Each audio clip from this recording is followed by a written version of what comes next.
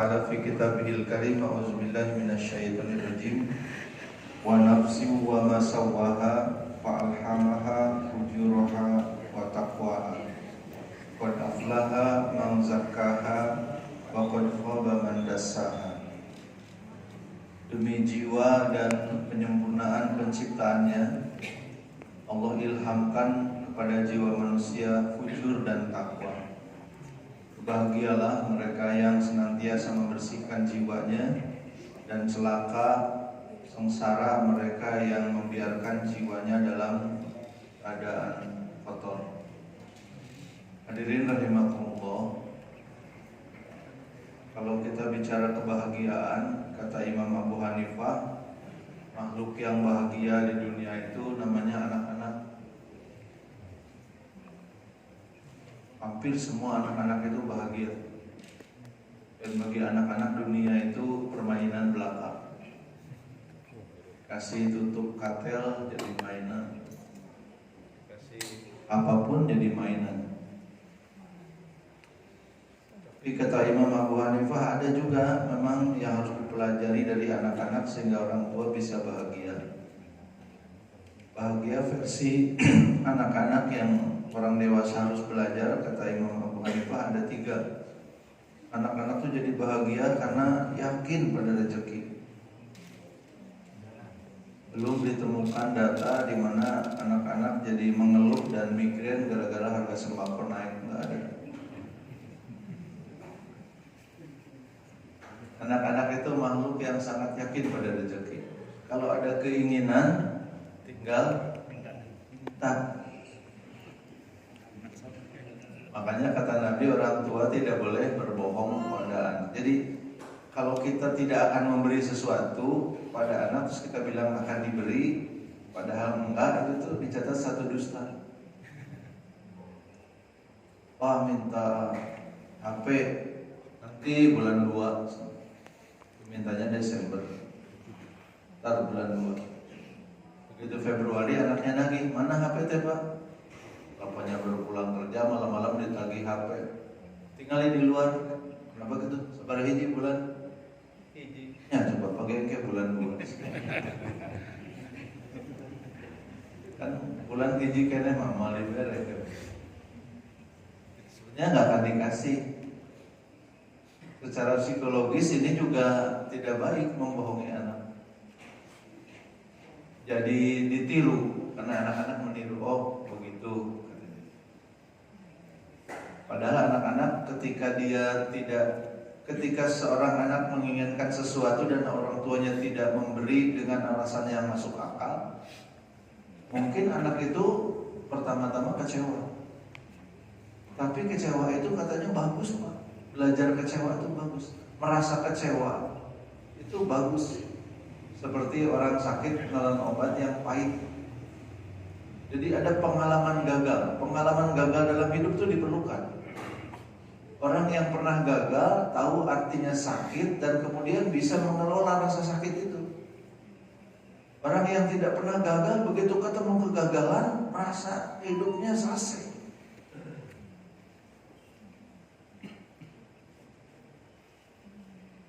Saya satu ketika diminta untuk menerima kedatangan satu keluarga dari luar Jawa. Putrinya seorang anak yang sangat sukses, tidak pernah gagal. Umur 19 tahun, waktu itu sudah jadi eksekutif perusahaan Jepang yang berkantor di Singapura. SD-nya 5 tahun, SMP 2 tahun, SMA 2 tahun. Terus S1-nya di Singapura juga dilakukan dengan cara yang seksama dan tempo yang sesingkat-singkat. Lulus cepat, langsung bekerja. Anak ini sedang merancang masa depan, mau menikah tahun depan dengan calon suaminya. Calon suaminya sedang ada di Belanda, sedang menempuh pendidikan S2. Malam masih chatting. Pagi-pagi anak ini dengar kabar calon suaminya meninggal. Entah bagaimana caranya anak ini bisa sampai tahu bahwa ternyata calon suaminya itu meninggalnya bunuh diri. Dia yang tidak pernah gagal itu mendengar kabar itu merasa kosong, nggak ngerti ini apa gitu. Kalau yang sering gagal, mah sering ditolak, sering nggak jadi. Memang nggak pernah gagal, nggak pernah nggak naik, nggak pernah nggak lulus, nggak pernah keinginannya nggak terpenuhi. Cuma kata ayahnya satu, saya memang lupa memberikan padanya pendidikan agama. Saya terlalu Singapura sentris, semua pendidikannya ala Singapura.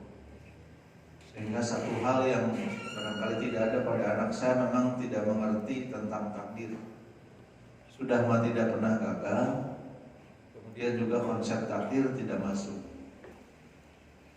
Maka sang ayah bertanya, ayah yang jemput kamu atau kamu pulang?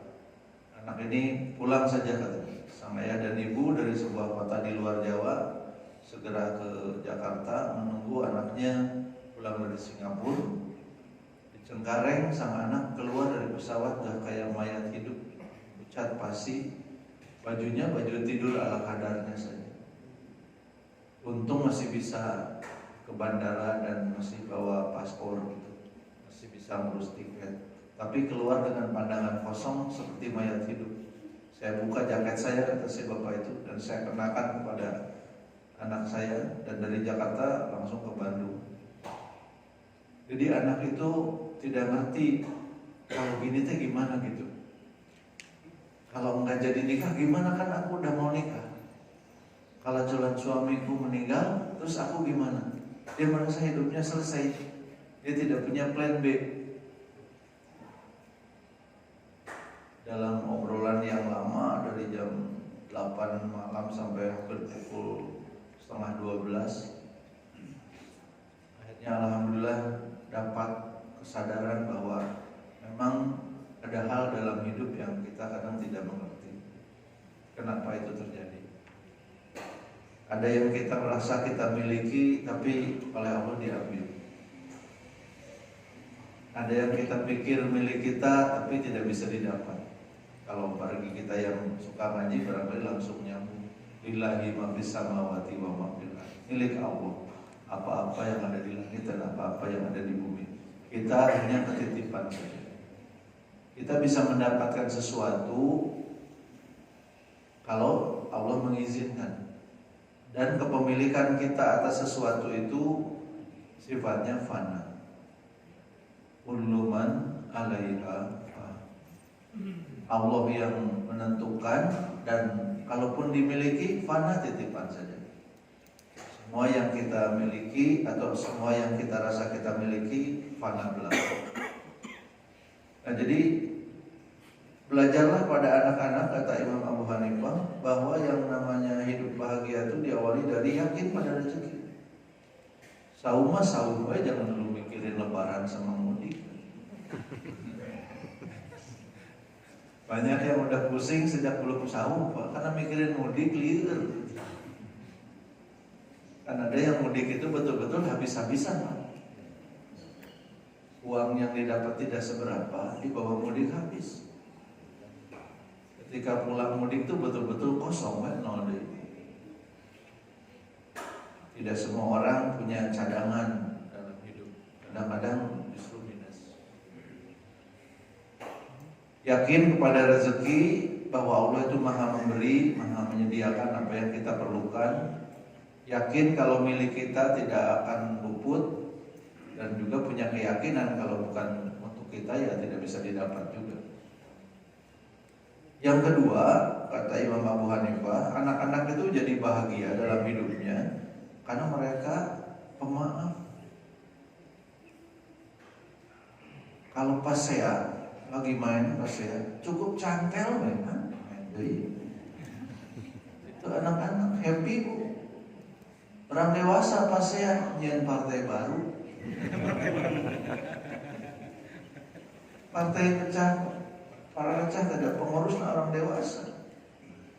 Coba kalau ketua partai anak-anak, cantel beres, berdiri saya antaranya tilu partai. Maaf itu jalan kebahagiaan. Bisa memaafkan orang lain yang dianggap menyakiti hati kita. Kenapa kita bisa sakit hati? Karena kita merasa orang melakukan sesuatu, mengatakan sesuatu yang tidak seharusnya. Ini nyeri hati. Benar. Ditanya, usaha etat, anu wau urang teh. Ngaliwat sugan kumaha hati urang. Karena merasa perlu ditanya. Ternyata tidak ditanya. Karena dia lagi sakit gigi. Kalau tidak jadi pemaaf tuh jadi pendendam. Awas, rasakeun, balas. Mana ngaliwat ge, mau ditanya. Yang mau dibalasnya ngaliwat-liwat. Balas gak kasih. Kalau jadi pendendam itu lama-lama bisa jadi dengki. Wah, kalau dengki mah udah repot. Bangkrut ya. Dan kita tahu kalau dengki mah setiap kita dengki pada seseorang dikirim amal kita pada dia.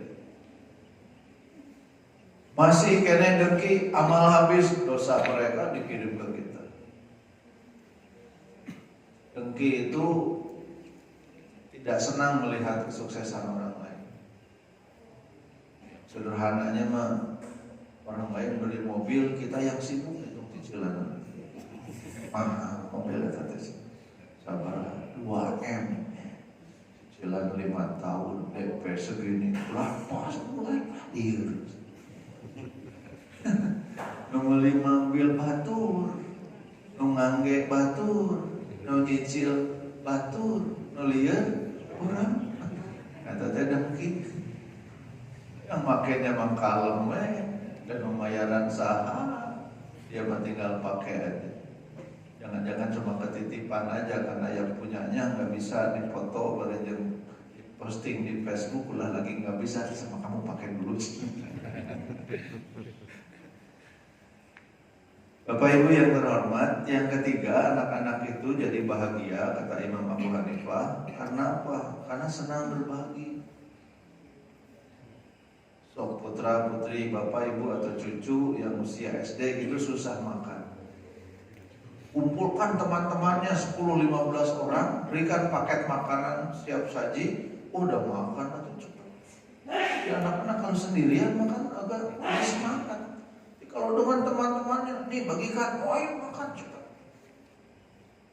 Orang dewasa, ada yang nge-WA, nanti buka bersama ya. Dalam rangka apa? Iya buka bersama. Di mana? Sama siapa? Lama nanya tuh. Soalnya mau nanya, saya mau bayar. Takutnya kita yang diajak, kita yang bayar, terbuku. Itu nggak bisa. Padahal kita tahu dalam konsep Islam apa yang kita bagikan itulah yang akan menjadi teman yang kita bawa kepada hidup sesudah mati. Yang ditahan-tahan belum tentu jadi rezeki. Keburu meninggal jadi haknya ahli waris. Kalau ahli warisnya soleh, alhamdulillah. Kalau ahli warisnya tidak soleh, malah jadi bahan pertengkaran. Mas Budi, kesini sebentar. Kenapa? Ini mau nanya nih, nanya apa? Bab waris. Bab waris mah gampang gimana? Syarat pertama kudu aya harta. Nya cenah bantu rek nanya ge aya harta. Ilmu hukum waris enggak berlaku Pak kalau enggak ada hartanya. Memang nanya apa? Enggak susah tuh, enggak bagian mah tinggal masukin dilihat di Google ge banyak tuh ya. Bagaimana ngitung waris, masukin ada skemanya keluar. Bukan, ini mananya kenapa? Kan si mami teh warisanna adalah 100 miliar. Terus itu anak nu hiji eta mah memang ngabeakeun harta sebenarnya. Geus imah lah, geus mobil lah, geus naon. Aya nu kitu masih kena kabagian hak wae teh. Kunaon kitu? Ya kan meakeun geus. Ditanya ke ibunya mah ridho wae ngasih ke anaknya. Tapi anaknya yang lain ada terido. Si eta mah geus meakeun cenah. Kalau tidak soleh, harta waris itu jadi rudet. Makanya senanglah berbagi, senang berbagi, pemaaf, yakin pada rezeki. Ini semua ada di Ramadan. Disunahkan Nabi berbaginya seperti angin, gitu. Cepat, mudah. Kalau kita berbagi, itu harus lebih orientasinya kepada yang dikasih, bukan kita. Misalnya ada yang mau zakat tapi nunggu malam liburan, sugandre pas bayar zakatnya Lailatul Qadar. Jadi siapin uangnya udah siap. Tapi kan kalau Lailatul Qadar lumayan dilipatkan 1000 kali, lebih dari 1000 bulan sedekah. Jadi siapkan. Tiba-tiba tanggal 18 Ramadan datang orang minta tolong, betul-betul sangat perlu. Pak punten lah gitu. Punten pisan. Pokoknya mah nyoket dulu. Udah. Oh, insya Allah ditulungan. Oke, tanggal 2 hiji tadi. Kita tolong nak kaburuk naon. Ada kadang-kadang orang itu urgent betul. Kadang-kadang tidak terlalu besar. Berapa wae masih mudilah. Betul-betul nggak punya untuk sahur besok. Kalau kita kenal baik dan memang kita juga tahu, jangan ditunda tuh ngasih. Saya uangnya sedang tidak ada, boleh berasnya mangga teh teh. Pada biasna, pada artosna memang beli tegak beas. Segerakan tolong. Senang berbagi akan membuat hidup kita lapang. Ternyata Einstein juga punya theory of happiness ya. Kata Kang Einstein katanya, hidup yang tenang dan sederhana, calm and modest life brings more happiness than pursuit of success combined with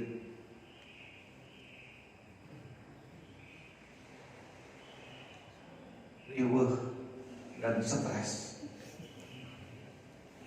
Hidup yang tenang dan sederhana, kata Einstein, membawa lebih banyak kebahagiaan daripada mengejar kesuksesan yang dikombinasikan dengan kegelisahan yang terus-menerus. Jadi ingat kisah nelayan di Meksiko ya Pak. Didatangi seorang yang baru lulus MBA dari Harvard. Berapa pendapatan Anda sebagai nelayan? Sekian. Oh, kecil sekali. Padahal Anda dengan pengalaman Anda, dengan potensi ikan di sini, Anda bisa mendapatkan lebih banyak lagi. Ambillah kredit, beli kapal yang besar, dapat lebih banyak. Kalau sudah lebih banyak bagaimana? Anda dapat uang lebih banyak lagi. Kalau sudah dapat uang lebih banyak bagaimana? Anda bisa bersenang-senang dengan anak istri, bisa pergi melancong, bisa nyantai. Kata nelayan Meksiko, sekarang saya sudah begitu sih. Pulang dari melaut saya main dengan anak istri saya. Malam saya bersenang-senang dengan istri saya. Tidak perlu nunggu dapat kredit dan beli kapal besar. Jadi hidup yang sederhana dan tenang, kata Einstein itu, membawa lebih banyak kebahagiaan daripada mengejar kesuksesan. Kadang-kadang kesuksesan itu menjadi seperti toksik. Ada kesuksesan yang menjadi racun. Gak pernah ada ujungnya. Naik terus. Ketika zaman naik angkot mahnya gak pernah harus naik angkot. Itu udah biasa pakai mobil pribadi, sekali naik angkot menjadi aduh. Dasar Bandung teh angkutan umum ngacok gorengan. Padahal dulu waktu zaman naik angkot mah biasa. Kata MH Ainun Najib mah katanya, ketika belum kepengen sudah, ketika sudah kepengen tambah, sesudah ditambahi kepengen lagi, kepengen lagi, lagi dan lagi terus. tingkat kepuasan kita terus naik. Bakso di sekolah waktu SMA pang enak nasi. Ya dulu dah eta makanan. Saya begitu sudah tahu yang lebih mahal lebih enak, jadi nggak enak kata makan. Kenyamanan, kesenangan, biasanya terus anak Adam yang tidak soleh kata Nabi itu tidak akan bisa sampai pada kepuasan. Kalaupun sudah 2 gunung emas yang dimiliki, ditanya masih mau, baru berhenti keinginannya kata Nabi sesudah mulutnya disumpah dengan tanah. Sudah mau. Al-Ghazali kemudian merumuskan, oh ya, yang Einstein bilang ini kan juga dalam Ramadan kita praktekkan ketenangan, kesederhanaan. Ya, kita belajar agar buka itu tidak terlalu berlebih ya Pak. Cukup gehu, bala-bala dan korma. Karena wajibnya sunnahnya korma, wajibnya bala-bala. Ya, dengan seteguk air. Apalagi sahur kita tahu, makin lama makin tahu tubuh kita makin memberitahu bahwa tidak perlu terlalu banyak. Paksakan sahur banyak nggak bisa. Apalagi kalau jarak buka dengan sahurnya tidak terlalu jauh. Qadarullah baru bisa makan itu beres tarawih misalnya Pak. Tarawihnya rada terbing sampai ke rumah jam 10 malam. Baru bisa makan 10 malam. Nanti jam 3 sahur lebih biasa can saya. Masih can beres dicerna. Paling sahurnya ala kadar. Hidup yang tenang juga diberikan dalam sahur. Tenang, lebih banyak tadarus, lebih banyak itikaf, lebih banyak zikir. Tahu bahwa kita harus menembus kekurangan-kekurangan di luar bulan Ramadan dengan pahala-pahala Ramadan. Sadar bahwa kita kurang ibadah, maka di Ramadan ini kita kejar semua. Salat-salat sunat juga dikejar karena tahu bahwa kita di luar Ramadan begitu sedikit beramal. Kesederhanaan, ketenangan lebih membawa kebahagiaan daripada mengejar-ngejar kesuksesan yang dikombinasikan dengan kegelisahan yang terus-menerus. Al-Ghazali kemudian juga merumuskan yang namanya kebahagiaan itu akan didapat dari satu, ma'rifatun nafs, mengenal diri sendiri. Ali bin Abi Thalib berkata, man arafa nafsahu faqad arafa rabbahu. Barang siapa mengenal diri, dia akan mengenal Tuhan. Sederhana aja lah Pak, mengenal diri teh. Kalau saya termasuk yang pejit correction, do you understand? Gak boleh lapar kecuali sahur. Dalam kondisi normal saya, walaupun sedang misalnya membawa jamaah sampai ke mana, kalau saya lapar saya akan nyalipun makan dulu. Karena kalau lapar boro-boro melayani jamaah, riweuh, tegang. Kenali dirimu, kau akan mengenal Tuhan. Kenali diri itu juga sampai kepada hal-hal yang sifatnya kemudian mensyukuri apa-apa yang sudah Allah berikan pada kita. Kalau tafakur diri, insya Allah bahagia. 24 Desember 2021 pukul 2.30 pagi saya terbangun karena dada saya sakit. Tangan pegel, ini teh naon gitu ya. Belum pernah mengalami. Gosok-gosok pakai yang hangat nggak hilang, pakai inhaler nggak hilang, minum air panas nggak hilang, nyambung kayak Panadol diminum angker itu hilang.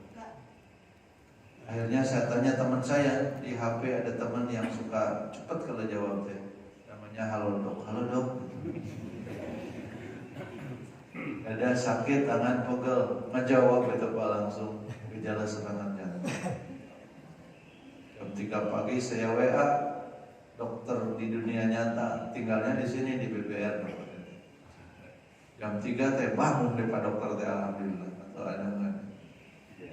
Dokter Budi, dok, iya abdi kieu enggal ke rumah sakit. Berarti dokternya bangun. Dokter mau bangun teh tahajud, ayo abdi bangun nyeri dada.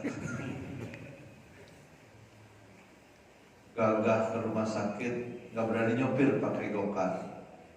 Istri nunggu orang tua, ibu mertua 87, jangan ditinggal sebelum udah pembantu nggak ada, biar ayah ke rumah sakit sendiri, nanti supir di WA segera penakan di WA mana duluan, udah enggak Edelweiss. Masuk Edelweiss gagah Pak, bawa kartu Indonesia Sehat. Begitu masuk ke ruang UGD kata suster belum berlaku, wah serangan kedua. Belum mas, tadi bantu mikir bayar sebarang. Rumah sakitnya kan Desember baru itu baru dibuka. Ini bukan masih Edelweiss tapi bukan lagi ceritanya. Kan direktur nak kenalkan gue aku mangke gitu. Mohon Pak, selalu Pak Direktur enggak diperiksa-periksa ternyata tes enzim ada kebocoran. Jam 5:30 sudah beres dan sudah disuntik, sudah nyaman. Boleh pulang suster? Nggak bisa Pak, 3 hari harus ini. 3 hari? Iya, sudah observasi. Perlu asal nama pada kerusuhan. Asalnya juga saya tidak akan ke rumah sakit tuh Pak, karena sakitnya nggak hebat lah, masih bisa ditolerir, jalan masih bisa, masih nyaman. Lagi pula subuhnya ada jadwal pengajian di Masjid Baitul Amal, pengajian dulu aja. Kata hari Jumatnya mau khutbah di DT, khutbah wae lah ketos beres khutbah baru ke rumah sakit. Kubangun kabur banget, kan bae viral di Gamang Oden. Lamun maut ke segala itu bukan mati syahid, mati viral. Imam Oden apa tidak bercita-cita maut kan Imam Oden. Dan mau khutbah niatnya juga. Abdi mah cita-cita yang viral. Lamun maut, oke lamun maut gitu, viral wungkul. Fisabilillah nama enggak dapat dah salah niat kan inamal a'malu binniyat. Tersadarkan istighfar segera ke rumah sakit. Dari Edelweiss disuruh ke Al-Islam sama Dokter Fajar. Angge BPJS Pak, nya abdi tadi BPJS apa di dia cahaya. Dari Al-Islam diperiksa, ternyata tidak bisa di sini tindakannya kata Dokter Sugi, Bapak harus ke Hasan Sadikin. Karena pembuluh darah yang tertutupnya ada 2 titik, satu tertutup 95%, satu tertutup 99%. Dan di pembuluh darah nanti terus numpuk kolesterol akibat kebanyakan makan enak dan kurang bergerak. Masih mandi terus. Umroh sebulan 2 kali, jalan sedikit. Ayo ditumpuk nasi mandi. Oh gitu dokter, iya. Tapi jangan khawatir, nanti dibantu oleh suster biasa sedikit. Alhamdulillah Pak. Saya mengatakan BPJS rasa sultan. Hasan Sadikin udah ada suster yang nunggu. Oh dia mau mana? Sakedap dokter menunjukkan dia. Terus ke laboratorium begitu periksa, Pak Budi, yang di MG teh mau ya mah resep ke rumah sakit aja. Betul mah dongeng BPJS sang-sara dibantu gitu. Akhirnya bulan Februari ditentukan harinya. Masih suasana COVID itu. Pada saat itu malah 100 lebih tenaga kesehatan di Hasan Sadikin positif COVID pada saat COVID sudah mulai turun. Jadi tegang semuanya. Tes PCR, kalau negatif masuk ruangan untuk besoknya dilakukan tindakan. Alhamdulillah, singkat cerita Dokter Dendi, Dokter Fauzi, Dokter Anin memasangkan 1 ring dan 1 balon. Jadi disebut operasi sekarang apa pasang ring tindakan hanya 2 jam. Dokternya penggemar Nisa Sabian terus lama tindakan diputar lagu itu terus. Saya kebetulan jadi saya boleh dok boleh nyanyi ya Ustaz. Untung di ruangan dia kata perawatan kenapa gitu Pak? Di ruang sebelah dangdut Pak. Gimana kesukaan dokter? Saya posting tuh Pak cerita saya di tindakan itu. Seorang teman dari Purwakarta tanya, Budi, kita biar sabaraha cenah. Sekarang di TRPN no. Maksudnya kumaha? Pakai BPJS? Nggak mungkin. Nggak mungkin gimana? Langsung tindakan, langsung. Nggak pakai nunggu lama, enggak. Malahan yang tindakan kedua, yang bulan Mei itu, harusnya Juni, kata dokter Tedok, Juni saya mau haji nih, saya pembimbing, nanti Juni teh pas liwat. Jadi gimana kata dokter Denny, kalau bisa mah Mei aja kata saya. Mei, gimana kalau besok katanya? Oh ayo kata saya. Nah ya pasien BPJS dan nggak waktu begitu. Besok kata dokter Teh Susan, coba cek di ruangan, besok bisa. Bisa dok, ya udah Pak Budi jangan pulang aja. Besok, sekarang udah daftar kan, udah daftar online, udah, ya udah ke lab. Cepat banget, alhamdulillah. Berkah apa? Menurut saya berkah silaturahmi. Teman saya bilang, Bun, lamun eta di rumah sakit swasta dan bayar sendiri, eta teh satu titik jantung yang dibersihin dulu baru dipasang ring teh 250 juta aja. Jadi kalau dua tindakan ditambah di Al-Islam ditambah dengan Edelweiss, minimal akan diperlukan 600-700 juta. Wabi'ayyi ala'i rabbikuma tukadziban. Kenalilah dirimu, kata Al-Ghazali, kau akan betul-betul merasakan kebahagiaan. Kenapa? Karena kita ini makhluk yang disayang Allah. Saking sayangnya Allah pada kita, Allah urus urusan-urusan kita. Kalau kita disuruh mengurus diri sendiri, nggak akan bisa. Ngurus jantung nggak akan bisa. Ngurus ginjal nggak akan bisa. Sudah bicara dengan dokter ahli penyakit dalam, katanya, udah kan katanya. Kalau dilihat bagaimana Allah melayani kita, Kazuo Murakami yang tidak percaya Tuhan saja. Kenapa? Seluruh sistem yang vital yang menentukan hidup mati manusia itu semuanya sistemnya berjalan secara tak sadar.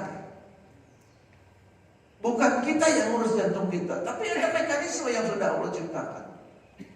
Bukan kita yang mengatur sistem hormon, bukan kita yang mengatur mekanisme kerja otak. Ada memori yang diingat cepat, ada yang memori yang disimpan lama tapi cepat dipanggil, ada memori yang tidak disimpan, masuk ke input loss. Kan memori itu begitu, ada yang nyimpan cepat short term, ada yang masuk ke long term, ada yang input loss, dilihat tapi tidak diingat. Kan kalau kita jalan ketemu banyak benda, tapi tidak semua ingat. Bahkan proses persepsi saja diarahkan oleh keinginan. Bapak lagi pengen mobil BMW, dan mobil BMW itu aset di jalan. Lagi pengennya BMW, pengennya motor Mio ketinggalan. Kita melihat apa yang kita ingin lihat. Bagaimana ngatur itu? Allah semua yang ngatur. Bagaimana mengendalikan kuku dan gigi? Kuku makan tumbuh tapi bisa dipotong gampang. Tapi gigi mah segini. Kalau sifatnya dibalik repot Pak. Gigi tumbuh, kuku diam gitu ribut. Pakai cadar ributnya. Kenapa ibu pakai cadar? Cat potong gigi. Analisis kalau keluar. Kendalikannya begitu aja, bukan kita. Kata Al-Ghazali, kebahagiaan itu didapat satu dari ma'rifatun nafs, mengenali diri sendiri. Yang kedua, kata Al-Ghazali, kebahagiaan itu didapat justru dengan bermujahadah, bersungguh-sungguh, bersusah payah, berupaya melakukan optimalisasi potensi-potensi diri. Jadi bahagia itu bukan rebahan, terus kahayang. Hirup mah ngalir recik cai, tong babateng kahayang. Justru kalau belajar pada air mah, air itu sangat loba kahayang. Air itu pasti dari tempat tinggi ke tempat rendah. Kalau ada yang halangan, ditembus Pak. Masih bisa ditaikan. Air dibendung, ngalir, naik. Gak bisa dinaikin, dijebol bendungan. Jadi Kata Al-Ghazali, orang-orang yang bahagia itu mereka yang bermujahadah sungguh-sungguh, punya keinginan, punya target, dan berupaya optimal. Gelisahnya itu bukan gelisah yang membuat tidak nyaman, justru gelisah yang membahagiakan. Kenapa? Pengen optimal, gimana ini? Gimana caranya? Ini udah zaman digital, kita kok belum bisa ya? Orang lain hanya dengan punya akun IG saja bisa, tidak usah repot nyari duit, duitnya yang datang. Kita kok belum bisa, gelisah. Gimana caranya? Dicari cara.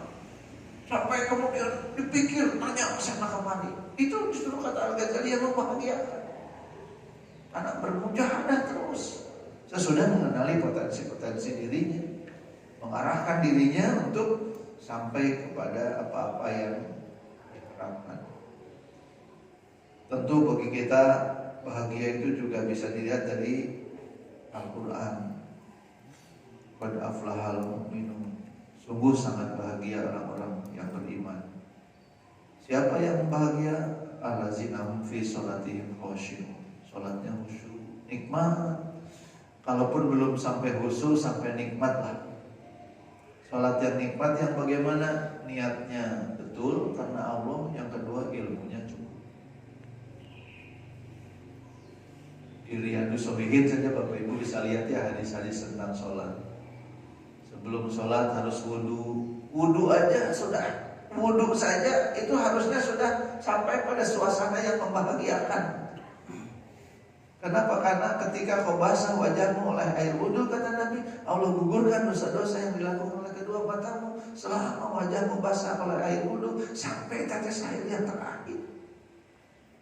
Ketika kau basuh tanganmu dengan air wudu, Allah gugurkan dosa yang dilakukan kedua tanganmu selama tanganmu basah oleh air wudu sampai tetes air yang terakhir. Begitupun ketika kaki dibasuh, dibersihkan dosa-dosa kedua kaki kita selama kaki kita basah oleh air wudu, terus dosa-dosa itu dibersihkan sampai tetes air yang terakhir. Tidak sampai di situ, Nabi kemudian juga ada peristiwa yang menggambarkan betapa wudu itu menembus waktu. Karena di Baqi Nabi berujar ketika dengan para sahabat. Nabi berkata, ikhwani. Berkali-kali Nabi berujar, ikhwani, ikhwani. Sampai para sahabat mendekat, kami yang kau panggil ya Rasulullah. Bukan, kata Nabi, kalian sahabat-sahabat. Sahabat itu orang atau makhluk yang berjumpa dengan Nabi. Makanya pohon di Yordan disebut pohon sahabi, karena pohon itu bertemu dengan Nabi dulu. Kalian sahabat-sahabatku, lantas siapa yang kau panggil-panggil sebagai saudara-saudaramu? Kata Nabi, saudara-saudaraku adalah umatku yang datang dari masa yang jauh. Mereka tidak berjumpa dengan aku, tidak melihat wajahku, tapi mereka melaksanakan ajaran-ajaranku. Para sahabat bertanya, nanti mengenalinya bagaimana? Kan di padang mahsyar memberikan syafaat kepada umat. Bagaimana engkau mengenali umatmu yang dari Buah Batu Regensi? Apa jawab Nabi? Aku akan mengenali mereka dari tanda-tanda bekas wudu di tubuh mereka. Gimana Pak? Beda banget orang yang wudu dengan bayangan ini akan ke bawah nanti ke akhirat. Sama yang wudu bari tegadu ilmu na cor cai.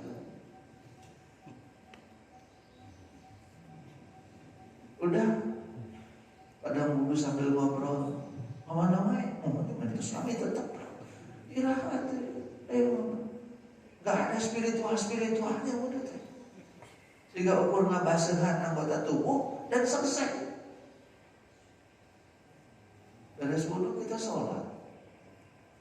Ketika takbiratul ihram kata Nabi, Allah tumpuk dosa-dosa di pundak kita. Bapak Ibu masih punya dosa? Sehingga nama masih atau silap dari mana dosa. Ditumpuk itu dosa-dosa di pundak. Nanti ketika ruku, dosa-dosanya digugurkan. Tak imam ruku ada lami atau ribu macam langsung. Cengkat. Sagus beres pembacaan subhanallah kali, jangan angkatkan apa? Lagi menggugurkan dosa. Dan jangan suuzon lagi. Si imam rukun lillah sing lupa dosa.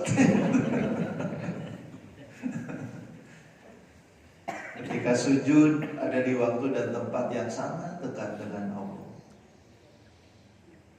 Doa dalam sujud kan tidak perlu pulsa dan kuota.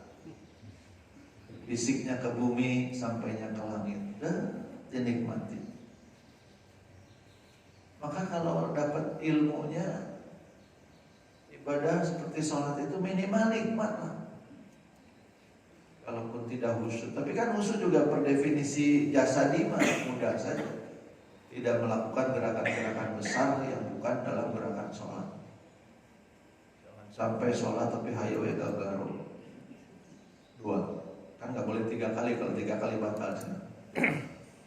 2 aja terus kencang banget. Jauhi kata-kata perbuatan yang tiada berguna. Wallazina hum 'anil lagwi mu'ridun. Wallazina hum lizzakati fa'ilun. Wallazina hum li furuzihim hafizun. Ini kumpulan-kumpulan perilaku yang dalam surat Al-Mu'minun disebutkan sungguh sangat berbahagia. Qad itu sungguh amat sangat penegasan. Qad aflaha, sungguh sangat bahagia orang yang beriman.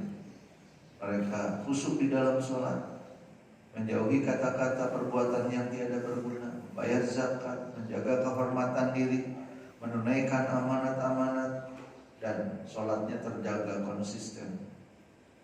Ibadah itu kan 3 unsurnya yang membuat ibadah itu jadi berbeda. 1 niat, yang kedua ilmu, yang ketiga konsistensi. Amal yang disukai oleh Nabi adalah yang aja meskipun seperti kecil, daripada geleduk ces gitu. Bulan Ramadan taraweh iya, tahajud iya, semua. Bulan Syawal taraweh, tahajud. Benang karena atas kemarin bulan Ramadan. Wah, kemarin Lailatul Qadar 83 tahun ya. Enggak begitu yang konsisten. Justru ujian apakah Ramadan ini berbekas pada kita, kelihatannya nanti konsisten tidak kita melakukan di luar bulan Ramadan apa-apa yang kita lakukan di bulan Ramadan. Apakah malam 1 Syawal masih tahajud atau itu malam pertama tahajud? Benar, taraweh atau sana itu Syawal. Maksudnya bukan begitu. Tarawehnya udahan. Karena definisi taraweh adalah sholat malam di bulan Ramadan, tapi tahajudnya mah mudah-mudahan. Sedekahnya terus, tadarusnya terus. Hadirin rahimakumullah. Jadi kalau kita bicara saum dan kebahagiaan, yang di surat Al-Mu'minun kan kita amalkan semua di bulan Ramadan. Sholat, menjauhi kata-kata perbuatan yang tiada berguna. Lagi saum mah, ahli gibah juga bertanya ke ustaz-ustaz, gibah membatalkan saum mah? Enggak, tapi dosa. Hingga saum aja enggak boleh, kamu bersaum.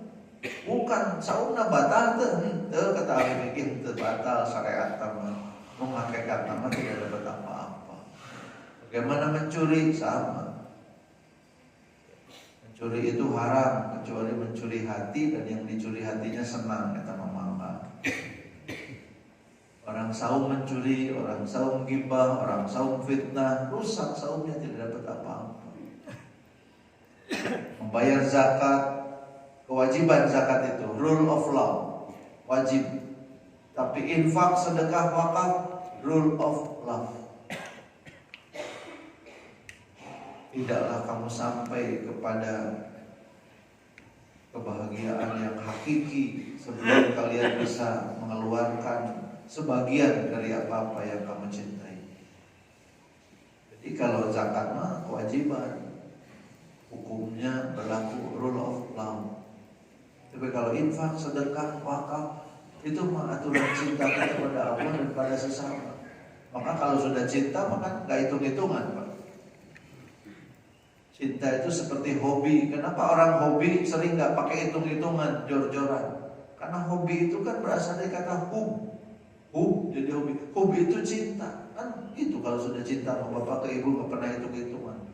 ATM dipasihkan, kartu dipasihkan, rekening dipasihkan, bumi dipasihkan, gitu ya Pak. Begitu kan Bu? Karena hitung-hitungan, maka gimana mama we? Nambah pemain bagan kan atau saya?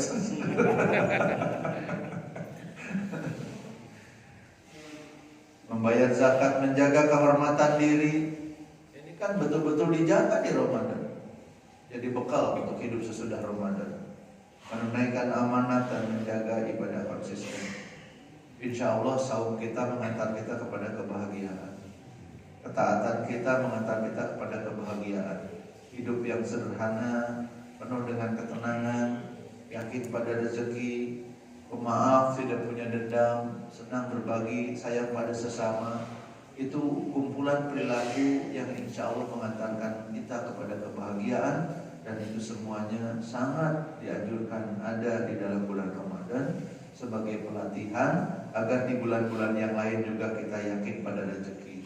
Di bulan yang lain juga kita pemaaf. Di bulan yang lain juga kita senang berbagi. Di bulan yang lain juga kita hidupnya tenang dan penuh dengan kesederhanaan. Tiap hari melakukan evaluasi diri, muhasabah, agar sampai pada pengenalan diri yang paripurna. Tiap saat kita menjaga mujahadah kita, kesungguhan kita.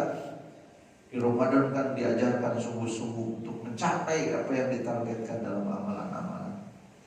Dan kita praktekkan, kita berusaha mendapatkan sholat yang khusyuk. Kata-kata kita terjaga, zakat kita tunaikan, sedekah, infak, wakaf kita biasakan, kehormatan diri kita jaga, amanat-amanat kita tunaikan dan kita jaga sholat kita dan ibadah yang lain terlaksana dengan konsisten, bukan hanya sesuatu yang sifatnya musiman.